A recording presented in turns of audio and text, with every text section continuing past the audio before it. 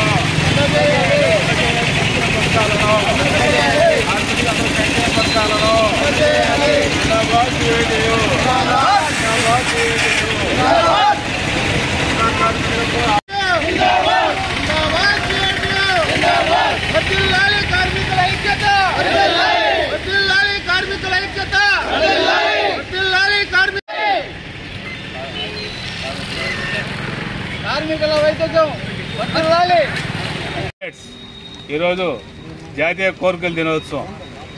ఈ దినోత్సవాన్ని మనకు ప్రభుత్వమే కల్పించింది.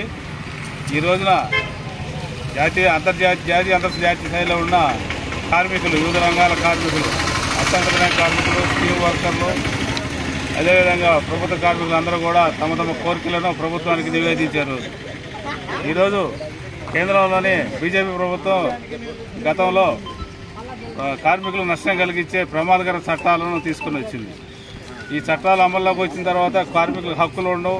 కార్మికులు గొంతు మీద కత్తిపెట్టి యజమాన్యం పనిచేయించుకుంటుంది. ఈ చట్టాన్ని రద్దు చేయాలని డిమాండ్ చేస్తూ ఉంది సిఐటియు. అనేక రకాలుగా అనేక సంవత్సరాల నుంచి పోరాటం చేస్తూ ఉంది. అదేవిధంగా ఆటో కార్మికుల పాటు శాపంగా ఉన్న 106 ఏని రద్దు చేయాలి. ఎందువల్లంటే ఈ చట్టం అమల్లోకి వస్తే కార్మికుల పాలిటీ శాపంగా మారద్ది. ఏదైనా ప్రమాదం జరిగితే అది పూర్తి బాధ్యత బండి ఓనర్ది, డ్రైవర్ది. ఆ పెనాల్టీలు 2 లక్షల నుంచి 20 లక్షల దాకా ఉంటుంది. పైపెచ్చు కేసులు, నాన్ వెలిబుల్ కేసులు కూడా పెడతారు. కనీసం 5 సంవత్సరాలు చేసేసబడే అవకాశం ఉంది. అందువల్ల ఈ చట్టాలను రద్దు చేయాలని ఒక పక్క ఆటో కార్మికులు ఆందోళన చేస్తూ ఉన్నారు.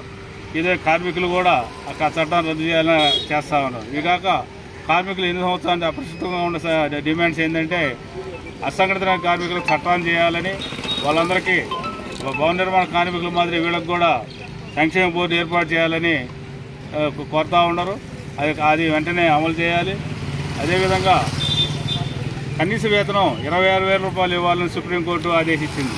కానీ ప్రభుత్వాలు, ఈ కార్మిక వర్గ సంస్థలు ఏవి కూడా అమలు చేయడం లేదు. కనీస వేతనం 26,000 రూపాయలు ఒక మనిషి బతకాలంటే, ఒక కుటుంబం బతకాలంటే నెలకు 26,000 రూపాయలు ఖర్చు అవుతుందని ప్రభుత్వం ఇచ్చిన లెక్కల ప్రకారం అమలు చేయాలని సుప్రీంకోర్టు చేస్తూ ఉంది. ప్రధానంగా అంగన్వాడీలు, ఆశాలని, మధ్యాహ్న భోజన పథకంలో ఉండే స్కీమ్ వర్కర్లందరినీ కూడా ప్రభుత్వ ఉద్యోగులకు గుర్తించాలి. ప్రభుత్వ పరంగా వచ్చే అన్ని రకాల సంక్షేమాలు వాళ్ళకి అందజేయాలి. అన్ని రకాల హక్కులు, రాయితీలు ఇవ్వాలనేది ప్రధాన డిమాండ్. అవి వెంటనే అమలు చేయాలి. అదేవిధంగా వాళ్ళందరూ ఈపీఎఫ్లు సౌకర్యం కల్పించి కనీస వేతనం 9,000 కనీస పింఛను రిటైర్మెంట్ అయిన తర్వాత వాళ్ళ శేష జీతం గడిపేందుకు నెలకి 9,000 రూపాయలు ఇవ్వాలని సుప్రీంకోర్టు ఆదేశించింది. ఆ విధంగా కనీస పింఛను 9,000 రూపాయలు ఇవ్వాలి. వీళ్ళందరికీ పనిచేసే చోట రాజకీయ వేధింపులు వస్తున్నాయి. ఏ పార్టీ అధికారంలోకి వస్తే ఆ పార్టీ నాయకులు మీరు రాజీనామా చేయండి, మా కార్మికులు మా వర్గ వాళ్ళని నియమించుకోవాలని ఒత్తిడి చేస్తూ ఉన్నారు. పనిచేసే చోట ఈ రాజకీయ వేధింపులు ఆపాలనేది ఒక కోరిక. కాబట్టి ఈ కోరికలన్నీ మనం అర్జీ రూపంలో తహసీల్దార్ ద్వారా మనం ప్రభుత్వానికి విన్నవించుకుంటున్నాం. అందరూ ప్రతి ఒక్కరూ లోపలికి వచ్చి తహసీల్దార్కి అర్జీ సమర్పించాల్సిందిగా ఈ సందర్భంగా కోరుకుంటున్నాం.